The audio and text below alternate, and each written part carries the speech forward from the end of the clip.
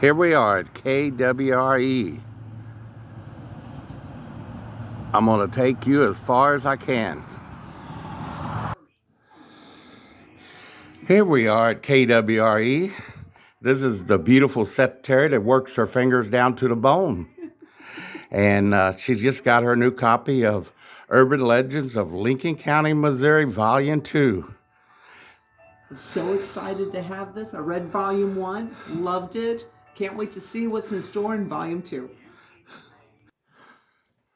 Here we are in the green room, but it was painted.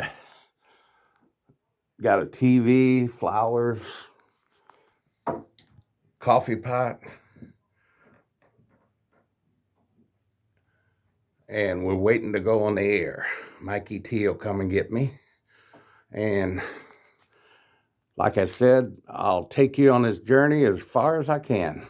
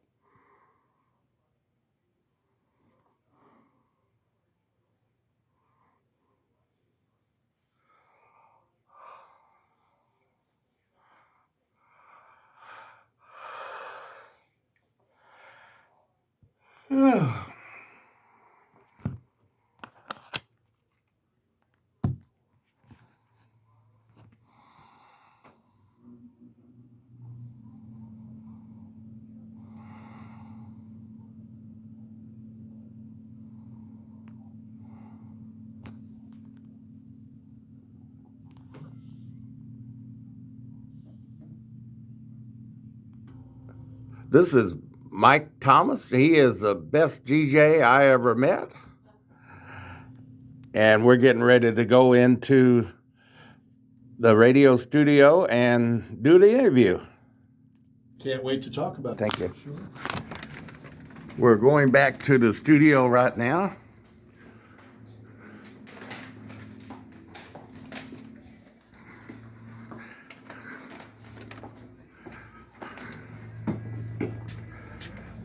Have a seat there, Norman. This is a radio studio. Has nobody ever been in one? You've been in one now. You came in there with me.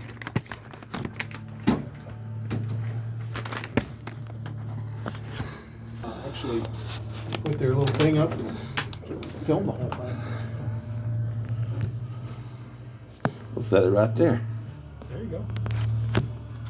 Is it going to get both of us that way? That gets you. That's good enough. No, you're the star, man. I'm just asking questions. I like the cover on this. Who decides on the covers on those? The Post and House publishers. You met Woody. He came down here with me once. He was down here. Was that during Leaper Holler? Yeah, I think it was the Leaper Hollow one. I think so, yeah.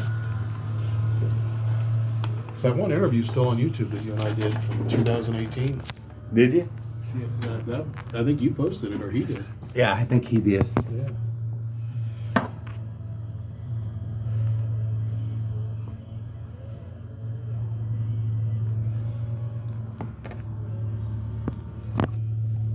There we go. Yeah, I'd like to have a flash drive of it. What I do is buy one and bring it back. Oh yeah, that's fine. Or do you have an email? Email? Yeah. Yeah. I can now email them directly to you. Oh, okay. I'll give you two before I leave. There's a file share called Hightail. It'll share it with you, and you'll like 7 days to get it off of there. So what I'll do is I'll get it today after we're done. I'll put it up there, and then it'll come right to your email, and then you can download it. That saves you some money, and it's that way you can get it without having to run back and forth too. So.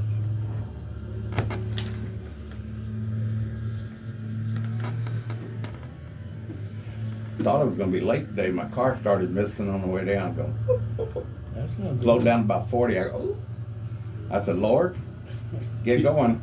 And it wasn't but about 2 minutes. It started going real fast You got again. gas or something? No, it's I think the brake's locking up on front a little bit. I got to get it to the mechanic.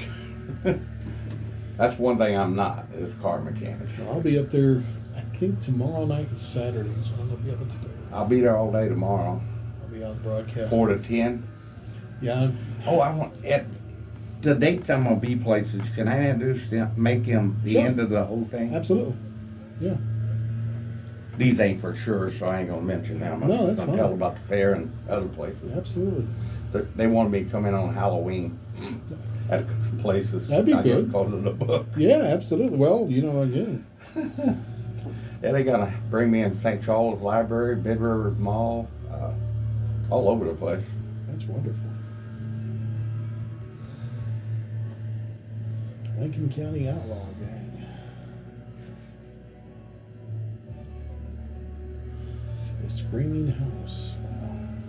Yeah, I figured number 2 is the best story in there. I'd never been scared. I'll talk about it on radio, but I've never been scared. And I've been writing for the Lincoln County Journal for 3 years now. Yeah. That one scared me. Did it really? Yeah. Get this a little closer to you there. There we go. 2 breaks, okay? 21 spots.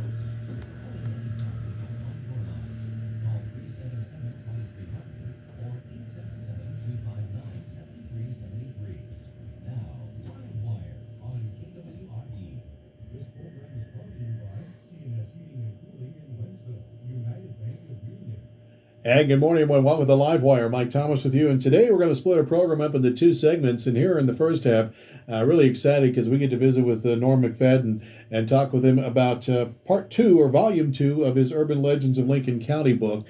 Folks may remember we talked about part 1. He had great response on that.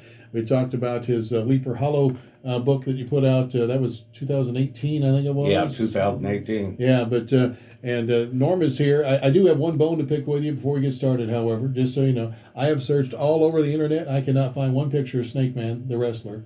I've been trying to find a picture. I got to get a picture of you so I can prove to people that you were a wrestler out there. There's one on there. Is there? It's on my Facebook page. On your face, I'm gonna have to look it up. So, no, I'm serious. It's because and we all know the story, and I tell it every time you come in. But that's when you and I first met. You were a pro wrestler, and since that time, you've gone through different incarnations, and one of the along the way, you found God, and He's helped guide you into what you're doing now, and that is writing some really great stories. Yeah, I give it all the credit to God. Yeah, when I met Mike the first time, he was just rookie, about around 20-year-old. I was 20 years old. You bet. Yeah. So. I'm still no, I'm not that young anymore, but I guarantee your snake's probably not around anymore either. He's supposed to be out Joe Petting Zoo unless he died. Is he? Okay. I donated him when I retired. Okay, very good. So now this is your second book. The obviously the fact that you have a second one means that the first one was a big hit, right? First one sold 2,000 copies just in Lincoln County, and they're selling it over in Africa too. I don't know what Africa wants to know about Lincoln County, but as long as they're buying it. I think it's the stories, though, because you have a flair of telling these and you kind of give it that country feel when you tell your stories. It kind of naturally comes across, and the fact that they're real just kind of adds to it, doesn't it? Yeah, I think they like it because I use that hillbilly slang, and I'm not a big word man. I use kind of small words, and I think that helps the readers, even the younger ones. So what led to transition from Leaper Hollow into the Legends books? Well, it's really strange. I was down at my ministry in Lincoln County, the Glory Riders Ministry. We gave clothes out for 5 years. And I got health problems, so I had to quit. But when God closes one door, He always opens another door. And I got up one night and something told me, go talk to the paper and tell them you want to write for them. I said, I'm not a reporter. They're not going to harm me. But I went down there and talked to the editor. He put me to work. Really? He said, send me in one story. If I don't like it, I won't print it. If I do, I'll print it, and you keep on sending them in. I've been doing it for 3 years now. There you go. So, how is your health-wise and everything? You doing better now? Well, Mike, I'm 68. You don't look 68. I mean it. You don't look 68. So thank you. I can still lift 250 pounds real quick. You want to see me? Well, you gonna lift me? 250 pounds real quick. Watch Okay, out. there you go. Oh, he stood up. Well, there you go. You're in good shape. Yeah. Based on that, you and I are gonna live forever. Yeah. No, you are doing better though, aren't you? I feel pretty good. I had some problems there for a while with my stomach, and they found out it was a medication I was taking that affected me for 3 years with my stomach. Yeah. But I'm doing good now. Feel real good. I got a problem with my stomach, but it's the food I'm taking. That's a problem there. Just keep. Yeah, they tell me to watch my food, but I do. You Go want to on go down. in and out, don't you? So. All right, now when you were in last time, when we talked about the first Legends of Lincoln County book, at that time, I got the feeling we're going to see another one, just because you said at that time you had so many stories that you just didn't have room to put into that first book. Yeah, I'm pretty busy going out on assignments and everything else, and long as the Lincoln County Journal keeps me reporting and people keep calling reports to me to go out and investigate, there'll probably be another book. How do you find these stories? People calls me. They do. They call me and tell me the stories. I got a couple good stories in that book that I got all. They're all good, but I got a couple I was going going to to say, about. you know, the titles are pretty intriguing, but you're not one that scares easily. Again, you used to play with the snake for a living. Yeah. But there's a story in here you were telling me that really scared the daylights out of you. It did. And I'm going to tell the complete story, if you allow me. Please do. Yeah, I was sitting on my porch out where I live. I live right by kwre State Park, and there are all kinds of little wild creatures coming out of the yard. And I was sitting there watching the rabbits in the yard, and somebody called me. I picked up the phone. It sounded like by his voice that it was an older man. Mm-hmm. And he said, well, he said, have you ever heard the story of the lost cabin? I said, no, don't think I heard that one.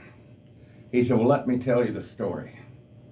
He said, back in 1904, two people got married here in Hawk Point.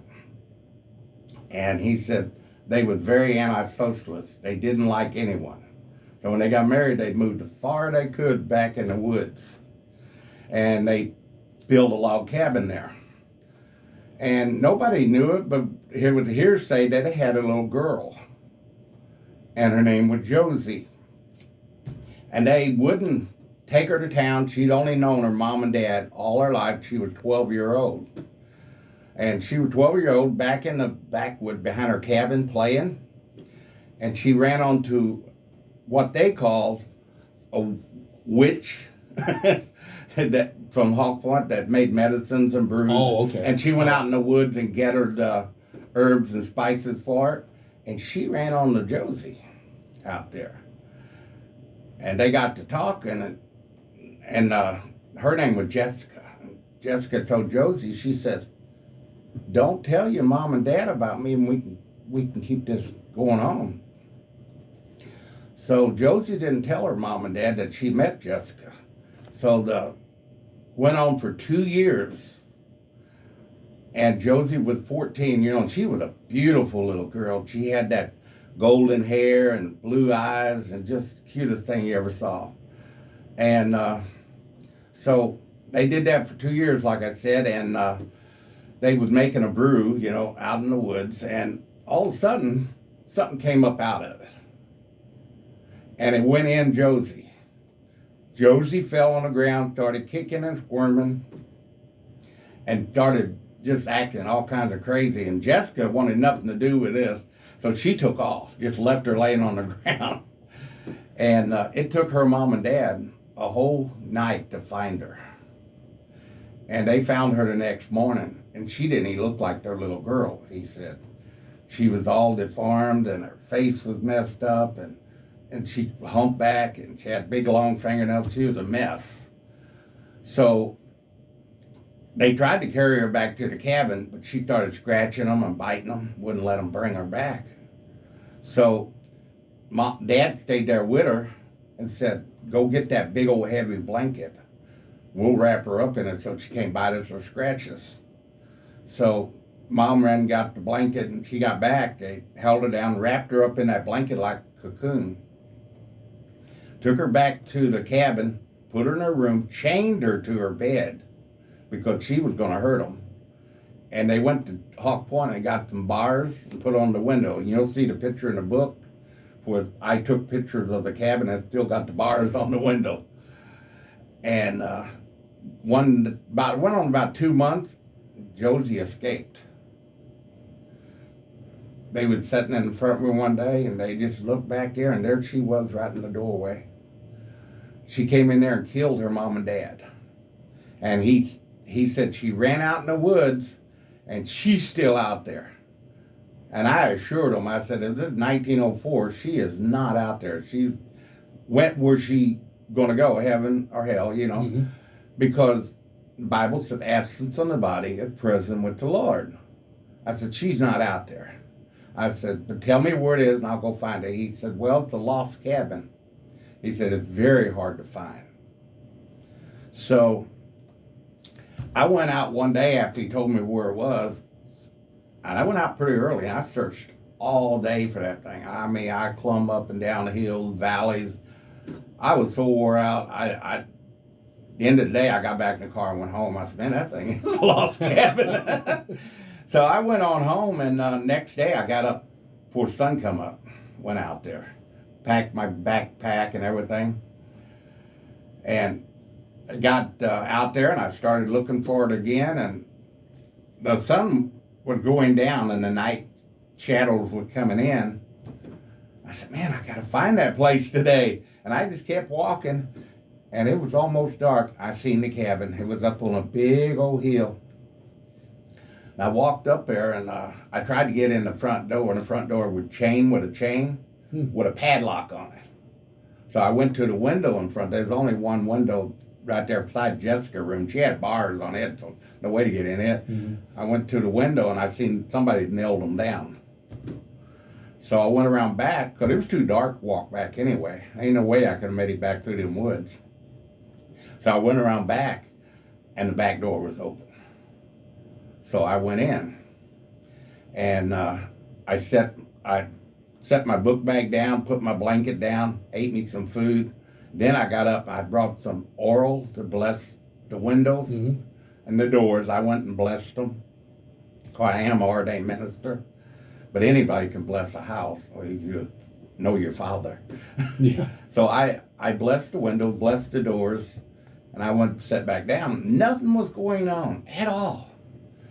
But about 12 o'clock, I heard a screaming like a woman being cut with a knife out in the woods. I mean, it was loud. It made my hair stand up on the back of my neck. So I went to the window, looked out, didn't see anything. So I stood there for a minute, and the screaming was still going on. So I walked back and sat down. And then all of a sudden, I heard something digging claws into that log cabin. Now you could hear it like that. And like I said earlier, I don't scare easy. I've been working for the Lincoln County Journal for 3 years. I'd stayed in graveyards. I'd stayed in caves. I stayed in Satan Tunnel. I've been everywhere. And I didn't get scared of it, even Cat Lady's house. But I got scared when I heard that scratching on. I bet. So I went to the window to look out again, and I looked out the window. Nothing was there. Then all of a sudden that chain on the front door broke, the door flew open, and the padlock flew off that chain and went all the way to the other side of the cabin inside. I was by myself, and I was scared. I guess you just say scared. Did you stay? Yeah.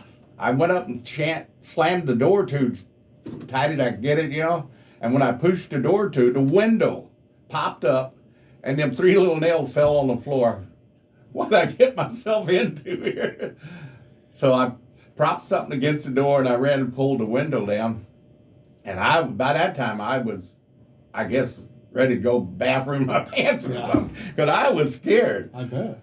And all that night I went over there, I sat down on my blanket, put my hand over my head, pulled them down to my knee, and I said, I'm covered by the blood of Jesus. I'm covered all night. I didn't sleep all night. And that screaming, that scratching, Went on all night long. And I didn't leave because something made it so it couldn't come in the cabin. And I know it's a blessing I did before I sat down. And Wow. I'd better off in the cabin. I was out there with it. So I stayed in the cabin. And next day, as soon as the sun come up, darkness cannot stay with light. It quit. The moment the sun come up. Of course, I packed my bags, got the heck out of there, got back to my car, wrote the story, and I'm going to tell you something funny. I sent some stuff to my publisher, he wouldn't publish. Really? Yeah, because I said, if you find this cabin, burn it down and send the demons back to hell. He said, I can't print that. He said, them people go out there and burn the cabin down and we'll all get sued. Have there been other reports of this woman screaming? Just that one. Wow. And he said, I would have went Scooby-Doo. I would have been out of there. I mean, I'm sorry. There's no way I would have stayed tonight. Them woods was a long ways back to the car. Yeah, and it was outside. Yeah, you would have seen my path, I guarantee. Oh, it was scary. And I told the people how to get there. He took that out. He said, you don't want to tell them how to get there. They get out there and get hurt. Then you get in trouble again. So I'm glad he calmed it down a little bit. It is still there. It's still there. You got the picture right in the book. Yeah. I took the picture. It's got the bars on the window, and it was really scary. Yeah, I guess. At that point, I would have just been, no, never mind. So, that's what you call, dedicated to your craft. Wow, I'm looking at the picture now. That's incredible. Oh, it was scary. That's the scariest place I've ever been in my life. I've been a lot of places. Yeah. That one graveyard, that's the next thing I was going to talk to you about. I don't know how much time we got. Oh, we got time. Yeah. But I was over with my friend Jim Mudd over in, I forget the name of it now, Millwood, Missouri. Okay.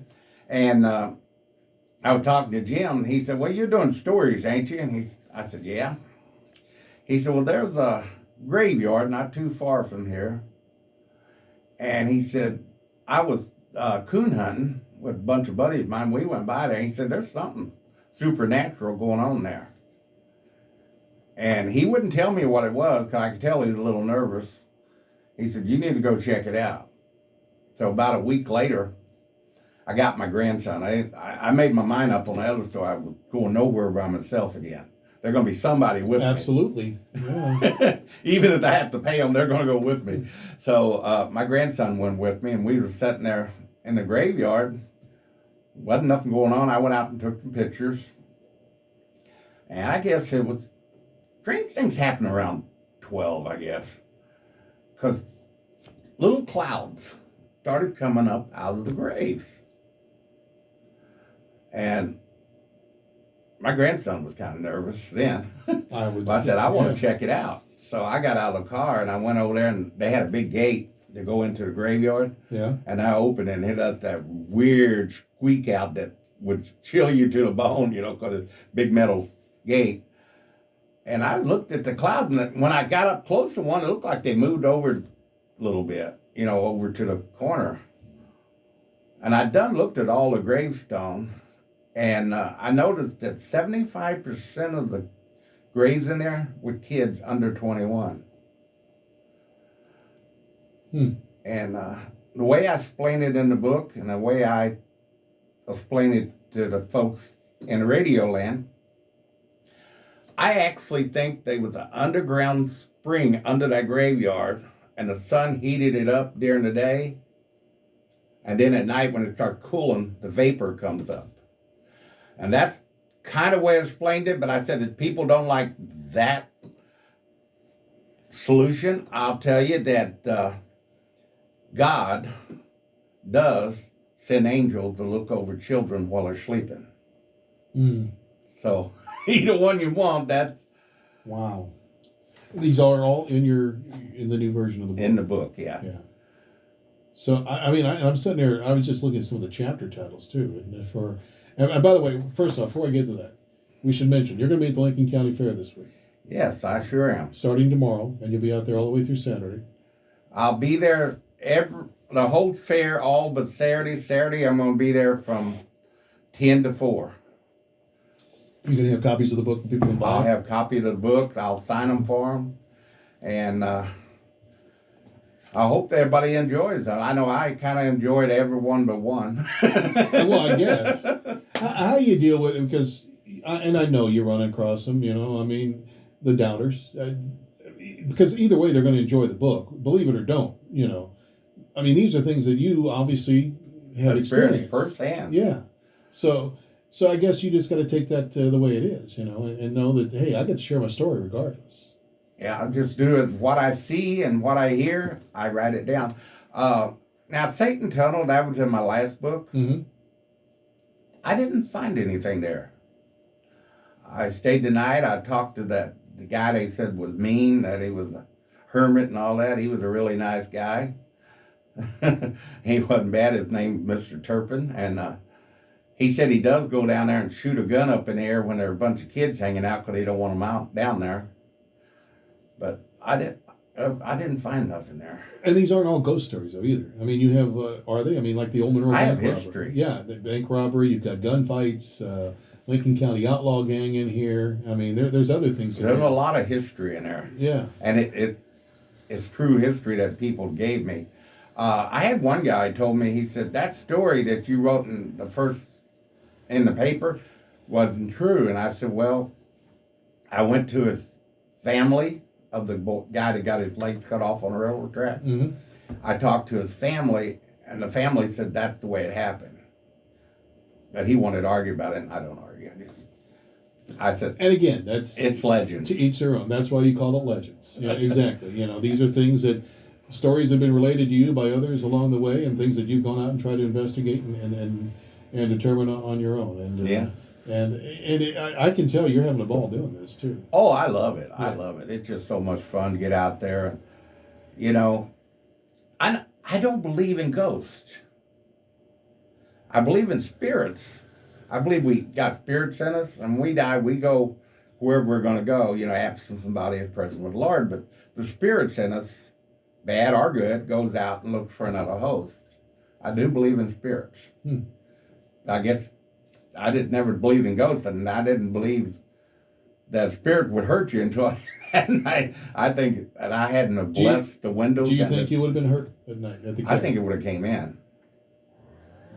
But it's out there, and it scared me. Yeah. At first, I thought it was the guy that told me about it.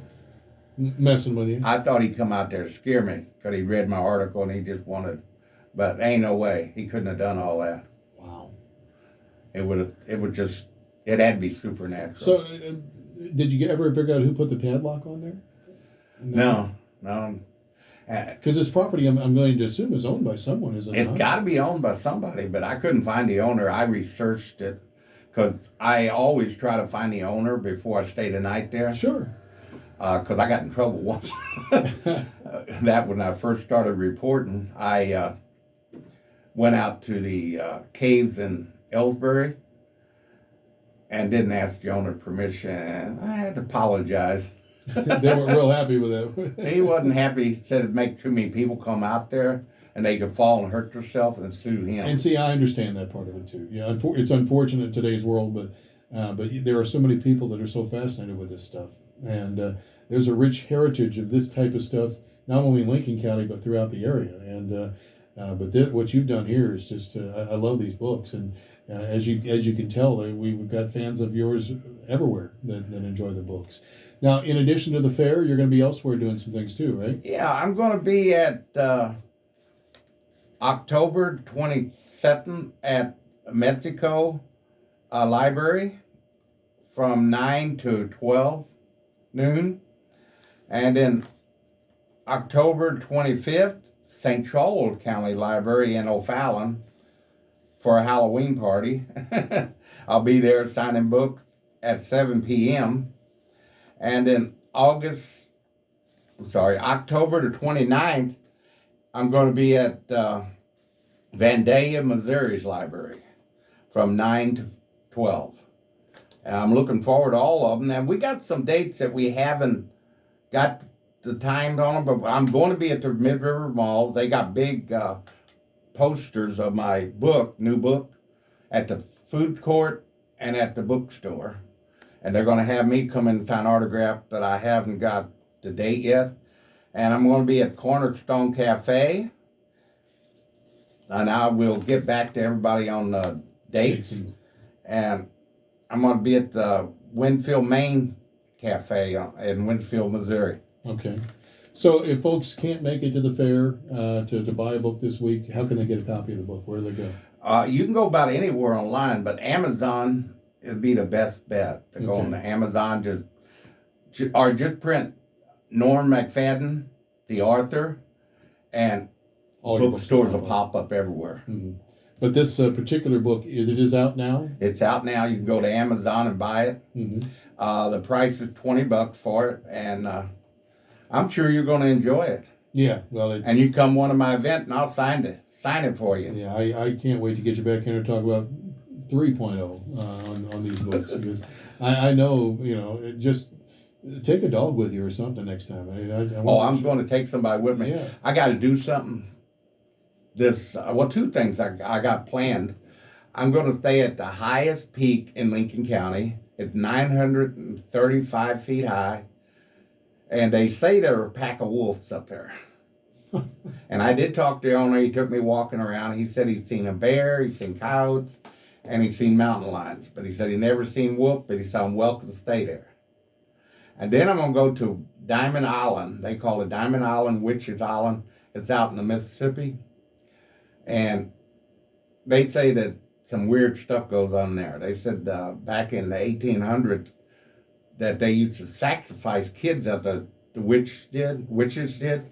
And after they sacrifice them, they burn them in fire. So the tale is that fire comes up and it's got faces in it, and it screams really loud. You got to put earplugs in or it hurts your ears. And there's several people. You go on the internet and look up Diamond Island. There's several people have seen this. Wow. Now, Army Corps of Engineers owns it. They said, we don't allow people there at night. You can go during the day, you can't go at night. And I told them I was a reporter. They said, well, do you want to sign a release? We'll let you stay tonight there. So I'm going to stay tonight on that island. More power to you. That's amazing. So, and I know it's not in Lincoln County. Did you try to go up and enjoy the Momo stuff this weekend up in Louisiana, Missouri? No, I didn't get to go there. That was the anniversary of that. I thought about you when that was popping, because our buddy Bill White, of course, from the area, he wrote the song about it. But there's all kinds of neat little legends. I'd heard the song. The song's pretty good. Song's pretty good. The movie stinks bad as Momo does. Yeah, it wasn't exactly an award winner by any means. Because Momo's in my first book. Yeah. But he was seen in Lincoln County before he was seen in traipsing around Louisiana. all over. Yeah, exactly. So I can't wait for folks to get their hands on this one. There's great stories in here as usual. Thank you very much for letting me know about it and coming out to Railroad Days. You're out there. Folks hopefully had a chance to talk with you, and they'll hopefully get a chance to see you up at the Lincoln County Fair. You'll be in the merchants area, I guess, up in the Yeah, I sure will be. So I appreciate you having me on here, and all the folks out in Radio Land. See you at the fair. There you go. Norm, thanks. Good luck.